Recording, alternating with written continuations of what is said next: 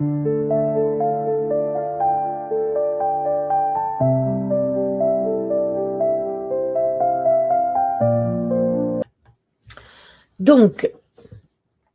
la médiumnité, vous le savez, c'est un pont qui existe entre 2 mondes. C'est la capacité de percevoir et de transmettre des informations provenant des dimensions invisibles ou, de certaines consciences dématérialisées, souvent appelées, défunts, guides, et cetera. Contrairement aux idées reçues, le médium ne prédit pas forcément l'avenir, il agit comme un canal ou un traducteur entre le monde physique et le monde spirituel. Il y a différents types de médiums, ils possèdent, tous leur propre canal, souvent lié à ses sens physiques, mais c'est aussi poussé à un niveau vibratoire supérieur. C'est pour ça que quand vous êtes trop fatigué, eh bien, forcément, vous entendez moins de choses, ou vous voyez moins de choses, ou vous ressentez moins de choses, parce que forcément, votre niveau vibratoire est plus bas. Vous avez la clairvoyance, tout le monde connaît la clairvoyance normalement, c'est le fait de voir. On voit des images, on voit des scènes, on voit des symboles, voire même des silhouettes, soit comme ça, hein, avec les yeux physiques, soit, en mental. Donc ça vient du troisième œil. Quand on vous dit qu'on reçoit, des informations et que ça passe par le mental et par exemple, Tony, il faisait ça aussi parfois. Il vous donne des descriptions, ou je vous ai déjà aussi donné des descriptions de personnes que je ne connaissais pas. C'est parce qu'on ne le voit pas comme ça avec les yeux, mais c'est avec, le troisième œil, et c'est un écran mental qui nous montre les images et qui nous permettent de décrire ce que l'on voit. Puis vous avez la clairaudience qui celle-là, c'est entendre, c'est tout ce qui est son, phrases, mots. Ça peut ressembler à une voix intérieure ou plus fréquemment aussi à une pensée, qui ne nous appartient pas ou qui s'impose à notre esprit. Par exemple, on peut être très bien et avoir une pensée, par exemple, un peu négative sans qu'on sache pourquoi. Eh bien, ça peut venir de là. Puis vous avez la clairsentience, ça c'est ressentir, c'est les formes les plus courantes que l'on trouve, hein. Les médiums ressentent physiquement les émotions des défunts, ou les anciennes douleurs physiques, qu'avaient, les défunts par le passé. Puis vous avez la claircognizance. Celle-là, c'est le fait de savoir. En fait, quand on a une certitude immédiate, eh bien, Heu, on ne l'a pas appris, hein, ça n'a pas été une leçon, on n'a pas eu de support visuel ou auditif. On est sûr de nous, de l'information qu'on est en train de donner, mais on ne sait pas pourquoi. Ça c'est un peu plus compliqué, on est sûr de ce qu'on vous avance, donc quand on vous avance quelque chose, on vous le dit parce qu'on a reçu une information, mais on ne sait pas comment on l'a reçu nécessairement. On peut l'avoir reçu aussi en rêve, en voyage astral, heu, par message, et cetera. L'écriture automatique, parce qu'on y vient, c'était une petite parenthèse. L'écriture automatique, c'est la main qui est guidée pour tracer des messages sur le papier. Et vous avez forcément l'incorporation parce que le médium laisse une entité utiliser partiellement ou totalement son corps, notamment la voix pour communiquer. C'est arrivé régulièrement, où vous me disiez que quand je faisais, de l'écriture. Par exemple, quand je vous donnais un message, défunt en écriture, vous me disiez que je n'avais pas, la voix ou que, j'avais une façon de m'exprimer qui n'était pas la mienne. Si mes souvenirs sont bons, il me semble que c'est Choupi qui me l'avait précisé, il n'y a pas si longtemps que ça. Je pense qu'il y a un an et demi, heu, que, heu, que lors d'un contact excusez-moi, je vais sûrement bâiller, mais je suis éclatée. Lors d'un contact défunt, eh bien, j'avais pris, la phonétique dans la façon de parler, certaines, tournures de phrases, certaines manières de parler. Eh bien, ça vient de là. On explique souvent ce phénomène en question des fréquences. Donc, vous imaginez que le monde spirituel vibre sur une fréquence radio très haute et le médium, par la méditation ou par un état modifié de conscience, il accorde sa propre radio pour capter justement le signal du défunt. Et c'est pour ça que certains défunts, on n'arrive pas à discuter avec eux. Ils sont obligés de passer par un autre canal parce que justement, on n'arrive pas à capter leur fréquence. Ça peut arriver ou alors on n'arrive pas à se comprendre, les fréquences se croisent. Ça, j'ai déjà eu, hein.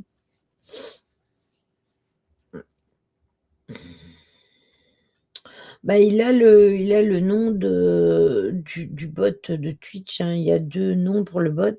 Après on peut les renommer, les bots, on peut les renommer à sa sauce, mais alors il faut payer le bot, en fait, il faut toujours tout payer, hein, pour avoir plus de services. C'est comme pour mettre les commandes vocales, il faut payer, faut toujours tout payer. Moi, étant donné que ma chaîne est gratuite, je ne vais pas encore payer, pour ça, mais sinon, il pourrait avoir, par exemple, le nom, Cats ou Purple Cats ou Chat Violet ou vous voyez? Ou je pourrais lui mettre, un nom ou Catbot, par exemple, des trucs comme ça.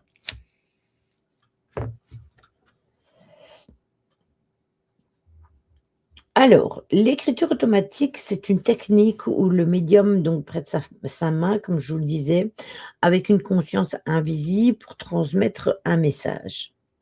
On tient un stylo sans appuyer sur le papier. Personnellement, moi, j'utilise toujours un crayon noir, dans un état de relaxation et le but est de lâcher prise, sur le contrôle moteur. Donc on doit se laisser aller. On a souvent l'impression que la main bouge toute seule parce qu'on a une perte, de ce côté-là, hein, puisque c'est pas nous qui maîtrisons notre main, ou que les mots s'écrivent plus vite qu'on ne peut les penser. Donc parfois, on parle et on a déjà écrit une partie. Heu, Quand vous commencez une écriture automatique, commencez par l'écriture intuitive avant de faire de l'écriture automatique parce que c'est beaucoup plus facile. Sachez quand même que, l'écriture, c'est super intéressant de le pratiquer, mais ça épuise énormément. Gros bisous Jo, prends soin de toi, repose-toi bien. Puis vous avez aussi, des exercices pour développer votre ressenti qui peut vous aider. Parce que tout le monde a une part d'intuition qui peut être musclée comme si vous faisiez du sport. On va parler de l'écriture intuitive après, hein. Vous avez l'ancrage et la méditation, c'est la base pour stabiliser l'esprit et mieux capter les fréquences subtiles. L'écoute de votre corps, apprenez à repérer vos propres signaux. Ça peut être des frissons, ça peut être de la chaleur, ça peut être une douleur qui ne vous appartient pas. Par exemple, vous voyez quelque chose ou vous avez une connexion et vous attrapez mal dans le ventre, par exemple. sauf que vous n'aviez pas mal au ventre et qu'il y a pas de raison d'avoir mal au ventre, eh bien, ça peut être à cause de ça, parce que vous avez capté des fréquences, subtiles. Heu, vous avez, la possibilité aussi de, comment? De placer des images ou des mots dans des enveloppes et essayer de ressentir l'énergie ou la couleur qui se dégage de ces enveloppes sans les ouvrir. Ça, c'est un test pour les intuitions. Vous pouvez aussi, demander à quelqu'un de le faire, de les mettre avant ou d'avoir des dessins dessus et essayer de retrouver telle ou telle ou telle chose. Lily, je suis hypersensible et ça me bouffe la vie. J'ai trop d'empathie, ça me fait beaucoup de mal. Tu places ça où? Alors, l'empathie et l'hypersensibilité, on en a déjà parlé, sur la chaîne, j'ai déjà fait des lives là-dessus. Je te comprends complètement et c'est vrai qu'on croit que ça nous bouffe la vie. Alors oui, c'est vrai. Si, on laisse cette empathie et cette hypersensibilité à volo. Alors, je m'explique. Il y a un moment, alors je sais pas tout à fait, je sais pas exactement l'âge que tu as, mais il y a quelques années d'ici, alors attention que l'empathie chez moi, ça fonctionne toujours très, très bien et l'hypersensibilité aussi. Ce que je veux t'expliquer, c'est qu'il y a pas longtemps, il y a quelques années d'ici, j'ai 36 ans, OK. Hem, comment? Il y a quelques années d'ici, quand il se passait quelque chose, ça me touchait énormément. Alors ça dépend des cas, hein, mais ça me touchait énormément et ça pouvait me foutre en l'air, heu, pendant plusieurs jours, plusieurs semaines, voire parce que cette empathie, cette hypersensibilité, ça te bouffe la vie. Alors oui, mais quelque part, moi je pense que c'est une bonne chose. Parce que, grâce à cette empathie et cette hypersensibilité, on peut ressentir des choses qui, qui peuvent faire du bien en plus, plus. Donc ce qu'il y a, c'est qu'il faut essayer de gérer. Alors quand, il se passe quelque chose dans ta vie, ne pas mettre trop le doigt sur, le côté négatif, essayer de relativiser pour le rendre positif justement. Coucou, Lily, comment vas-tu? J'ai oublié de te souhaiter un bon anniversaire vendredi et sur le Discord encore plus jeudi, donc je te le souhaite aujourd'hui. Bon anniversaire Lily, en retard. Faire attention à l'énergie des autres parce que les autres, peuvent te bouffer la vie. Pour ça, tu peux, faire une bulle de protection, il y a plusieurs manières de le faire. Un truc tout bête, j'adore le sport et je suis incapable de regarder un match en direct à la TV parce que si l'équipe que je supporte perd, je vais me mettre 2 jours à m'en remettre. Ah ouais, je comprends. Je comprends. Je suis crevée aujourd'hui, Lily, en fait, depuis vendredi, j'arrive pas à me retaper. Je suis vraiment claquée au sol. Oui, donc c'est plus au et quand tu dis qu'il te faut 2 jours pour t'en mettre, c'est émotionnellement parlant ou pas?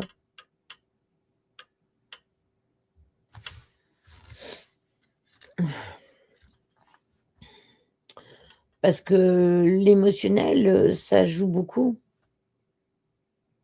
Il faut que quand tu regardes ton match, tu te dis: «Bon, bah, écoute, je te donne l'exemple du match. Si, ils gagnent, beh, tant mieux. S'ils perdent, tant pis». Ouais, je comprends, tu es triste pour rien. Tu sais, moi, il suffit que je vois une vidéo avec, un animal, malheureux ou quoi, et beh, ça m'est déjà arrivé de pleurer sur ce style de vidéo.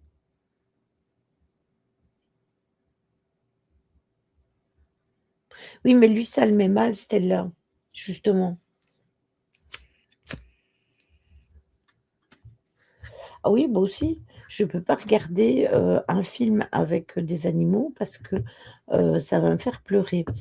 Par exemple, le film avec, les 2 chiens et le chat, c'est, un film de Walt Disney. Alors il est sorti, quand j'étais gamine et puis ils l'ont refait avec d'autres animaux où les animaux, ils parlent et cetera. C'est quoi encore ce film? Je ne sais plus. L'incroyable voyage, merci Julien. Ce film-là, vous pouvez dire qu'à chaque fois, quand le chat il tombe dans l'eau, je sais que le chat va être sauvé, mais je vais pleurer. À la fin du film, quand ils arrivent et qu'ils ont presque retrouvé leur maître et que le chien il tombe dans le trou, on ne sait pas que le chien il est ressorti. Mais moi j'ai déjà vu le film 50 000 fois, donc je sais qu'il est sorti du trou. À chaque fois, je prie. Donc voilà.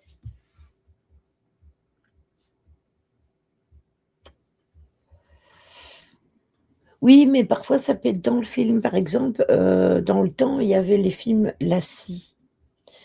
Certains d'entre vous, les anciens, vous avez dû connaître. Eh beh, je ne pouvais pas regarder un film de La Scie sans me mettre à pleurer. Donc c'est pour vous dire à quel point cette empathie, ça peut être super dur. Alors j'essaye de, de me blinder émotionnellement, mais après ça ne fonctionne pas toujours. Depuis que je suis papa, j'ai beaucoup de mal à regarder des films avec des gamins qui souffrent. Ah oui, mais ça, c'est logique.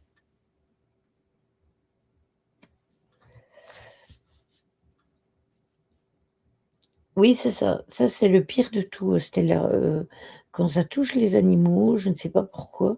Alors les humains aussi, hein, mais pas de la même façon. Hem, Mon chéri, il suit un monsieur, bah, peut-être que vous connaissez, hein, la chaîne, c'est Sora, c'est avec des huskies. Ah oui, l'ours aussi. Oh là là. Ah oui, le vilain petit canard, tout pareil. Eh bien, il y a pas longtemps, il y avait son chien, il avait fait, Sora, des crises d'épilepsie et tout ça et il avait dû le conduire au vétérinaire. Et beh, il y avait une histoire là-dedans et beh, j'ai regardé la vidéo, je me suis mise à pleurer. Donc c'est pour vous dire que je comprends tout à fait. Alors on peut quand on sort et tout, pour aller faire des courses ou quoi, essayer de se blinder émotionnellement, mais quand ça passe comme ça et qu'on le voit sur le coup, on est surpris, on n'a pas le temps de se blinder. Par contre, peut-être que pour tes matchs, Julien, tu devrais avant te dire: «Bon, ben, si ça passe, tant mieux, si ça passe pas, beh, tant pis, il faut que je me fasse une raison» et ça fait partie des ressentis, hein. Le tombeau des lucioles, mais je sais qu'il y a des gamins qui sont ouais, voilà.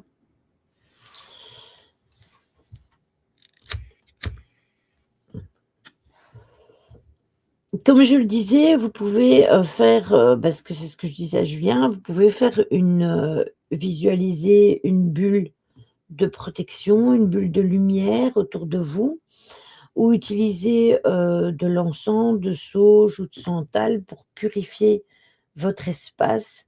Cela permet de rester maître de son énergie. Attention quand vous faites une bulle de protection et ça je le dis à chaque fois. N'ayez pas de pensées négatives parce que si vous avez des pensées négatives et que vous faites ces 2 bulles, vous renfermez dans cette bulle avec vos pensées négatives. Donc attention, vraiment faites attention à ça. C'est important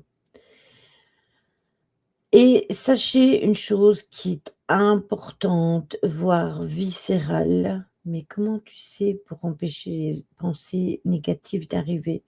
En fait, au moment où tu fais ta bulle de protection, ne pense qu'à de belles choses. Par exemple, au soleil, aux petites fleurs qui poussent, je sais pas moi, penser à des choses positives, que tu vas manger une glace, que tu vas aller te promener et je sais pas, quelque chose qui te fait vibrer. positivement. Tu penses à ça et tu fais ta bulle de protection en même temps et tu penses et tu visualises cette bulle de protection qui te protège. Bien sûr que nos émotions s'expriment et on a le droit. De toute façon, on ne peut pas réprimer ses émotions. Quand on les réprime, on est encore plus mal après.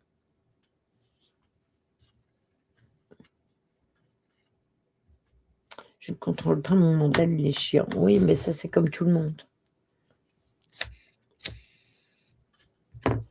Mais au moment où tu fais ta bulle de protection, il faut vraiment que tu contrôles ton mental pour n'avoir aucune pensée négative. Pensez qu'à des bonnes choses pour justement vous protéger.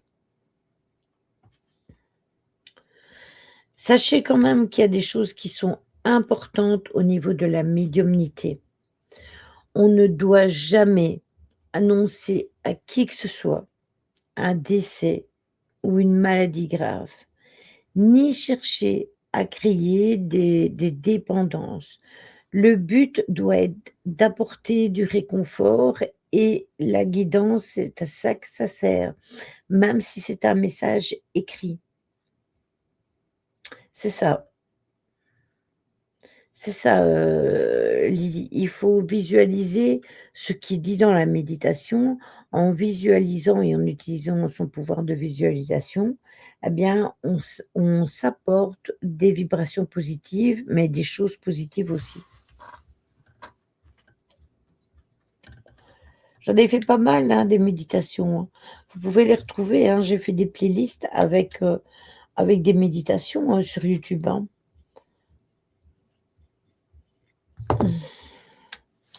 Hem, attendez. Normalement, j'ai fait une playlist. J'aurais pu facile à vous donner. Ah non, c'est pas sur cette chaîne-ci, c'est sur l'autre.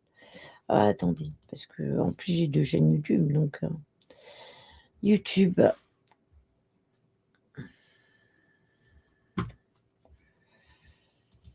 Alors, tac, playlist, voilà. Lecture, guidance, urbex, paranormal, ufologie, méditation. Méditation, il y a des anciennes et il y a des nouvelles, hein. Il y en a qui datent, d'il y a 5 ans. Heu, ouais, il y a 5 ans. Vous imaginez? Hem, il y a la méditation pour se relaxer, la méditation, la conscience immobile au-delà du mental, méditation d'acceptation de lâcher prise, méditation de l'amour et de la lumière, méditation de l'arbre, méditation pour aimer, pour amener le calme en soi, méditation du matin, méditation de relaxation, méditation de prise de conscience et de gratitude, méditation pour amener le calme en soi avec le bol tibétain, méditation du matin pour aimer la vie, méditation du matin pour se motiver. Tiens, qu'est-ce que c'est venu foutre là? J'ai mis, les énergies pour les heures ah si, oui, c'est parce que c'est tout, c'est un truc complet.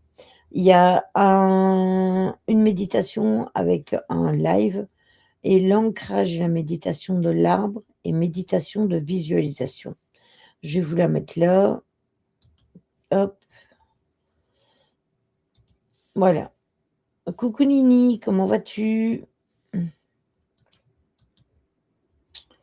Voilà, hop, vous avez qu'à suivre le lien là et normalement vous tombez, directement, sur la playlist. Je vais tester de suite. Oui, c'est ça.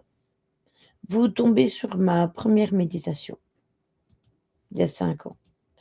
Et plus vous descendez, beh, plus, vous allez tomber sur les récents. Oh pareil Nini, c'est abusé. Avec plaisir.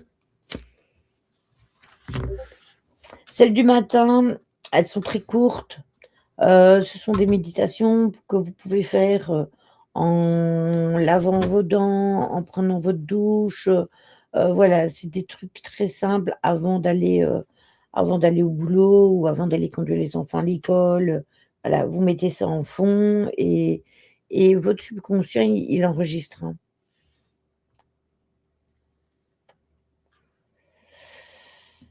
Écoute, je sais pas si c'est l'hiver parce que là, aujourd'hui, il a encore fait enfin, pour ma part, il a fait chaud. Sachez qu'aujourd'hui, j'ai travaillé en t-shirt sans manches et en short et là, je suis en t-shirt à manches et toujours en short, hein, et en espadrille, hein. C'est ça, Stella et ne plus ruminer parce que ruminer, c'est vraiment terrible ça. C'est un truc horrible.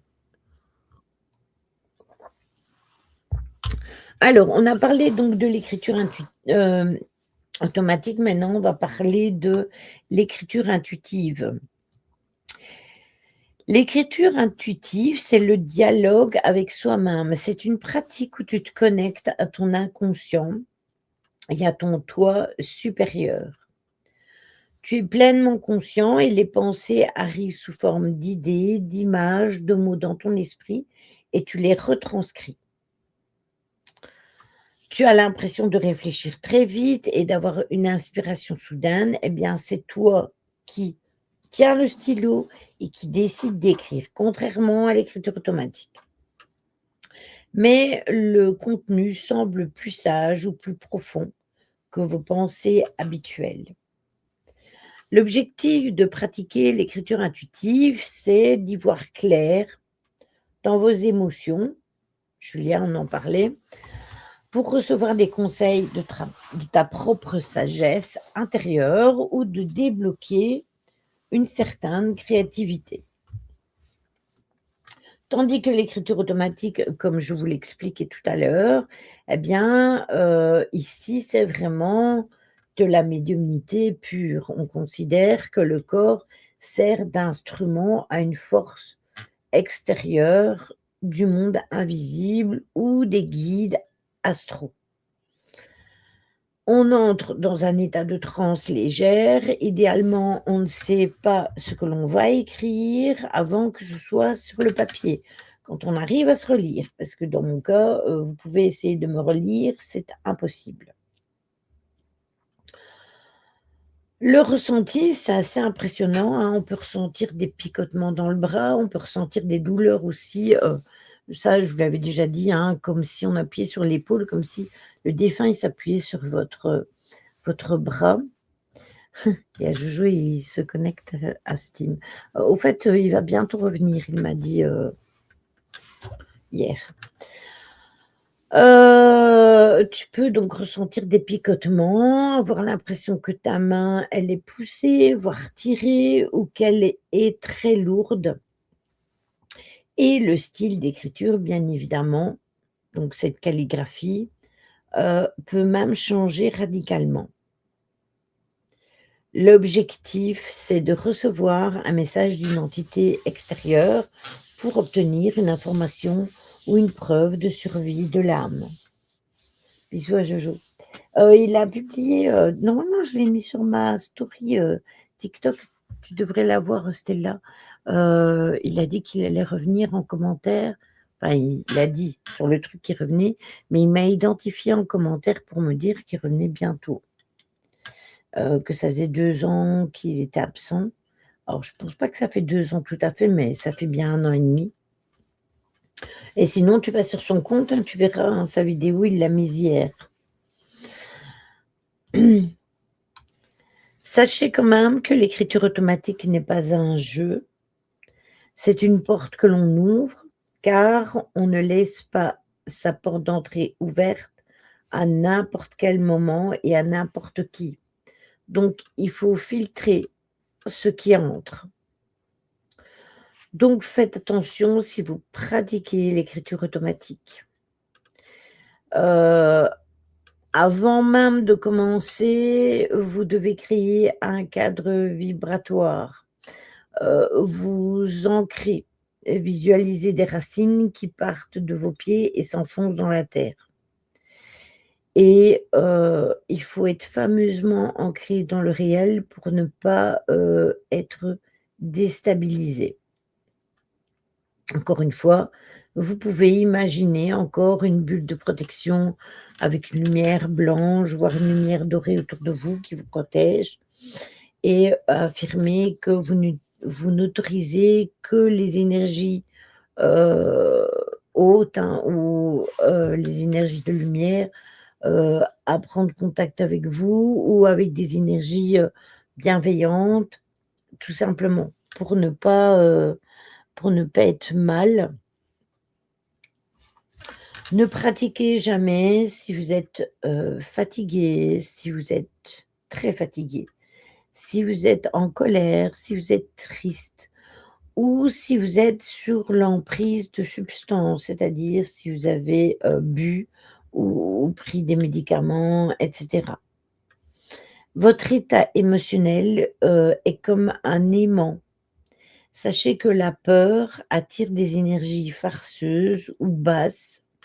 Il en va de même que la trop grande fatigue, heu, et cetera, et cetera. Toujours emmener sa bulle, oui. Après, je vous conseille de la faire, mais je ne suis pas une adepte de la bulle de protection. Je préfère l'ancrage à la bulle. Après, je demande toujours à mes guides pour me protéger, mais je ne fais pas nécessairement voilà, cette bulle, je ne la fais pas nécessairement. Mais ça, c'est propre à chacun, hein.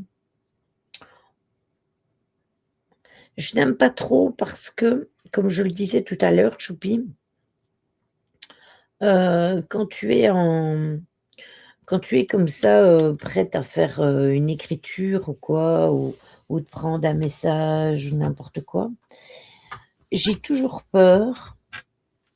Alors, vous voyez, ça fait partie des peurs. J'ai toujours peur d'avoir des pensées négatives qui ne me sont pas propres. Mes pensées à moi, je peux les diriger, mais celles des invisibles autour de moi, je ne peux pas les diriger. Ça veut dire que si je fais la bulle en ressentant déjà, la présence invisible, je m'enferme dans la bulle avec ces pensées négatives. Oui, pour faire ça, oui, parce que tu l'as créé pour te protéger, mais à ce moment-là, il n'y a que toi. Mais quand tu es canal et que tu es connecté avec d'autres entités, comment tu peux savoir qu'au moment même où tu vas faire ta bulle, comment tu n'as que tes propres pensées à toi? Que tes fréquences ne sont pas brouillées par les fréquences de l'entité qui veut laisser le message. Et c'est pour ça que je ne suis pas une adepte de la bulle de protection pendant une écriture ou un contact défunt, et cetera. Je préfère faire un bon ancrage, avoir des pierres de protection. La bulle, c'est un peu plus compliqué. Oui, mais non. Oui, tu bloques ton canal. C'est facile à dire.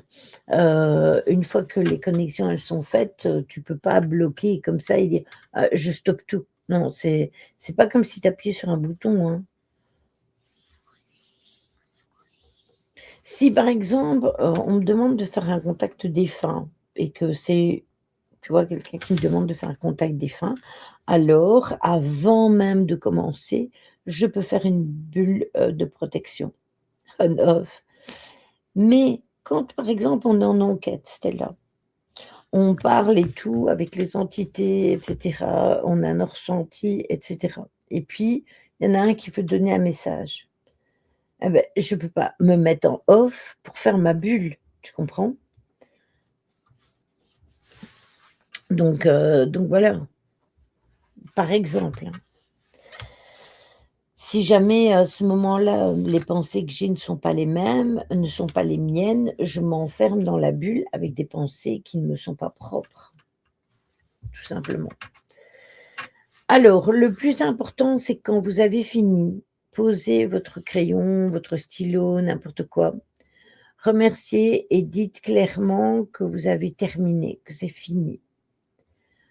C'est comme si vous fermiez votre porte, rangez votre matériel pour signifier la coupure. Après, une technique que j'ai adoptée depuis toujours pour la séance d'écriture, pour la planche de Ouija, demandez l'autorisation à vos guides s'ils sont d'accord que vous la pratiquiez. Alors, vous pouvez faire la demande comme ça dans votre tête, hein, après moi je la fais d'une façon différente, mais c'est parce que je l'ai toujours fait comme ça et j'ai gardé ce fonctionnement-là depuis le début. Moi, je prends mon pendule, je demande à mes guides s'ils sont OK. Si j'ai un oui, c'est parfait. Si j'ai un non, vous pouvez bien vous dire que je ne le ferai pas. Voilà. Pour interpréter les messages, c'est parfois un peu compliqué, hein, parce que ça fait très gribouillis. Moi, je veux bien vous montrer mon carnet.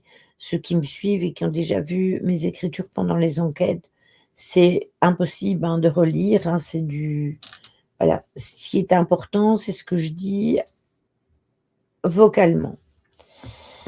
En général, chez moi, l'écriture n'est pas, calligraphique, hein. Il y a pas de rondeur ni d'angle, voilà, c'est toujours dans le même, voilà, dans le même gribouillage, c'est exactement ça. En fait, moi, je me sers plus de l'écriture pour donner le message. C'est un peu comme si le crayon et le cahier étaient mon support de base et que le reste y suive. Parfois, vous pouvez aussi déchiffrer les miroirs, s'il vous plaît, les messages, parce que avec un miroir, parce que dans certains cas, si vous savez relire, ça peut être à l'envers et du coup, vous êtes obligé de vous mettre face à un miroir, d'y placer la feuille pour pouvoir les lire. Ça arrive aussi.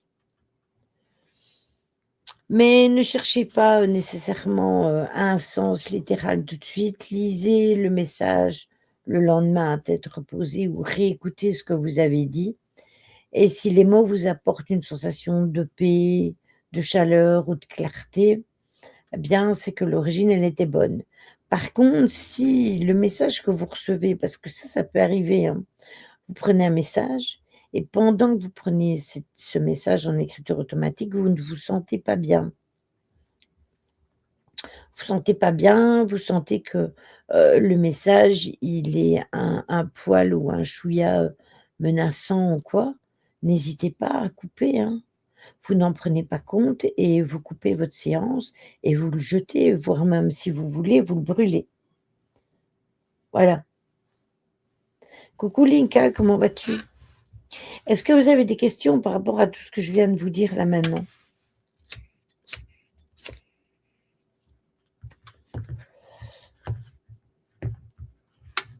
On a refait un petit peu le tour, hein, comme ça, voilà, on adoptera on fera des autres,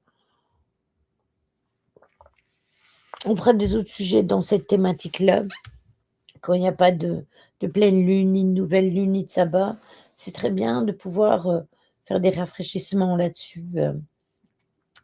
Est-ce qu'il y en a, ici dans le chat qui pratiquent l'écriture intuitive ou l'écriture automatique?